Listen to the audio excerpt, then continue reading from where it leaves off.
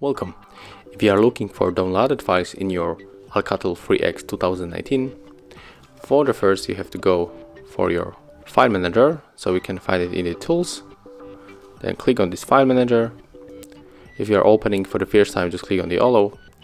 And right now when we are moving for the download section right here, it will be everything that you download from the internet. So for example, let's open Google Chrome. Click on the accept and continue.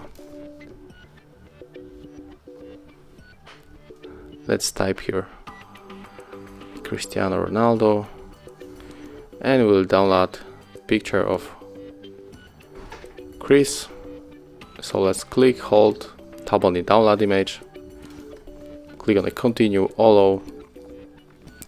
And right now when we go back to our file manager, in the download section you can find a picture of Cristiano Ronaldo.